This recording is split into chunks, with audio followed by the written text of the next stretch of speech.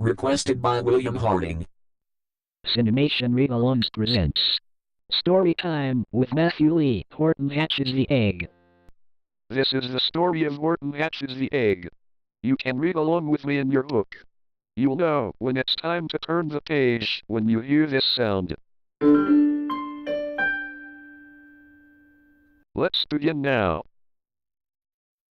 Sighed Mayor, a lazy bird hatching an egg. I'm tired and I'm bored, and I've kinks in my leg from just sitting here day after day. It's work. How I hate it. I'd much rather play. I'd take a vacation, fly off for a rest, if I could find someone to stay on my nest. If I could find someone, I'd fly away, free. Then Horton, the elephant, passed by her tree. "Hello!" called the lazy bird, smiling her best. "You've nothing to do and I do need a rest. Would you like to sit on the egg in my nest?" The elephant laughed. "Why, of all silly things! I haven't feathers and I haven't wings. Me on your egg? Why, that doesn't make sense. Your egg is so small, man, and I'm so immense." "Tut, tut," answered Maisie. "I know you're not small, but I'm sure you can do it. No trouble at all. Just sit on it softly. You're gentle and kind. Come, be a good fellow. I know you won't mind." "I can't," said the elephant. "Please," begged the bird. "I won't be gone long, sir. I give you my word. I'll hurry right back. Why, I'll never be missed." "Very well," said the elephant, "since you insist. You want a vacation. Go fly off and take it. I'll sit on your egg and I'll try not to break it. I'll stay and be faithful. I mean what I say." "Toodaloo!" sang out Maisie and fluttered away. "HMMM. The first thing to do," murmured Horton. "Let's see. The first thing to do is to prop up this tree and make it much stronger. That has to be done before I get on it. I must weigh a ton." Then carefully, tenderly, gently he crept up the trunk to the nest where the little egg slept. Then Horton the elephant smiled. "Now that's that." And he sat, and he sat, and he sat, and he sat. And he sat all that day, and he kept the egg warm. And he sat all that night, through a terrible storm. It poured and it lightened. It thundered. It rumbled. "This isn't much fun." The poor elephant grumbled. "I wish he'd come back, 'cause I'm cold and I'm wet. I hope that Maisie bird doesn't forget." But Maisie, by this time, was far beyond reach, enjoying the sunshine way off in Palm Beach. And having such fun, such a wonderful rest, decided she'd never go back to her nest. So Horton kept sitting there, day after day. And soon it was autumn. The leaves blew away. And then came the winter, the snow and the sleet. And icicles hung from his trunk and his feet. But Horton kept sitting, and said with a sneeze, "I'll stay on this egg and I won't let it freeze. I meant what I said, and I said what I meant. An elephant's faithful 100%. So poor Horton sat there the whole winter through. And then came the springtime, with troubles anew. His friends gathered round, and they shouted with glee, "Look! Horton the elephant's up in a tree!" They taunted. They teased him. They yelled, "How absurd! Old Horton the elephant thinks he's a bird." They left and they left. Then they all ran away. And Horton was lonely. He wanted to play.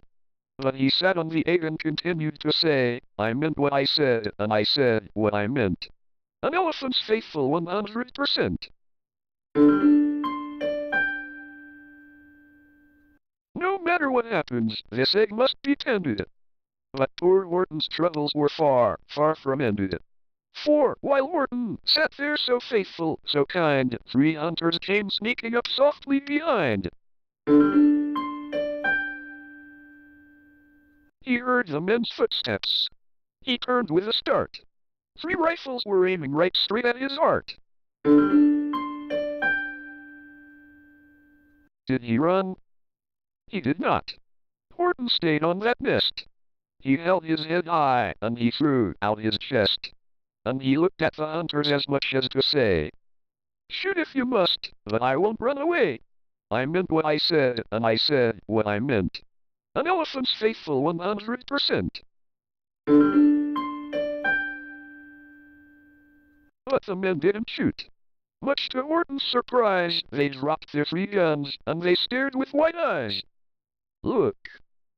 they all shouted. "Can such a thing be? An elephant sitting on top of a tree. It's strange. It's amazing. It's wonderful. New. Don't shoot him. We'll catch him. That's just what we'll do. Let's take him alive. Why, he's terribly funny. We'll sell him back home to a circus for money." And the first thing he knew, they had built a big wagon with ropes on the front for the pullers to drag on. They dug up his tree and they put it inside, with Horton so sad that he practically cried. "We're off!" the men shouted. And off they all went, with Horton unhappy 100%. Up out of the jungle. Up into the sky. Up over the mountains 10,000 feet high. Then down, down the mountains, and down to the sea, went the cart with the elephant, egg, nest and tree. Then out of the wagon, and onto a ship. Out over the ocean, and oh, what a trip. Rolling and tossing and splashed with a spray. And Horton said, day after day, I meant what I said, and I said what I meant. But oh, am I seasick? 100%. After bobbing around for 2 weeks like a cork, they landed at last in the town of New York. All ashore! The men shouted, and down with a lurch went Horton the elephant, still on his perch, tied onto a board that could just scarcely hold him. Hump! Horton landed, and then the men sold him. Sold to a circus. Then week after week, they showed him to people at 10 cents a peek. They took him to Boston, to Kalamazoo, Chicago, Weehawken and Washington, to Dayton, Ohio, St. Paul, Minnesota, to Wichita, Kansas, to Drake, North Dakota. And everywhere thousands of folks flocked to see and laugh at the elephant up in a tree. Poor Horton grew sadder the farther he went, but he said as he sat in the hot, noisy tent, I meant what I said, and I said what I meant. An elephant's faithful 100%. Then, one day, the circus show happened to reach a town way down south, not so far from Palm Beach. And, dawdling a long way up high in the sky, who, of all people, should chance to fly by, but that old good-for-nothing bird, Runaway Maisie, still on vacation and still just as lazy. And, spying the flags and the tents just below, she sang out, What fun! Why, I'll go to the show! And she swooped from the clouds through an open tent door. Good gracious! Gasped Maisie, I've seen you before. Poor Horton looked up with his face white as chalk. He started to speak, but before he could talk, there rang out the noisiest ear-splitting squeaks from the egg that he'd sat on for 51 weeks. A thumping, a humping, a wild alive scratching. My egg! Shouted Horton. My egg! Why, it's hatching! But it's mine! Screamed the bird when she heard the egg crack. The work was all done. Now she wanted it back. It's my egg! She sputtered. You stole it from me! Get off of my nest and get out of my tree! Poor Horton backed down with a sad, heavy heart. But at that very instant, the egg burst apart. And out of the pieces of red and white shell from the egg that he'd sat on so long and so well, Horton the elephant saw something whiz. It had ears and a tail and a trunk just like his. And the people came shouting, "What's all this about?" They looked. And they stared with their eyes popping out. Then they cheered and they cheered and they cheered more and more. They'd never seen anything like it before. My goodness! My gracious! They shouted. My word!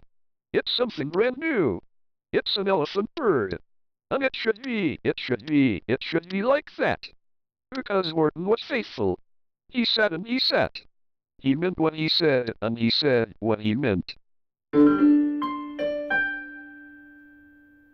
And they sent him home, happy 100%. That is the end of this story. Don't forget to like, subscribe, comment, turn on my post notifications bell, and request us some more if you enjoyed this video. See you next time. Goodbye.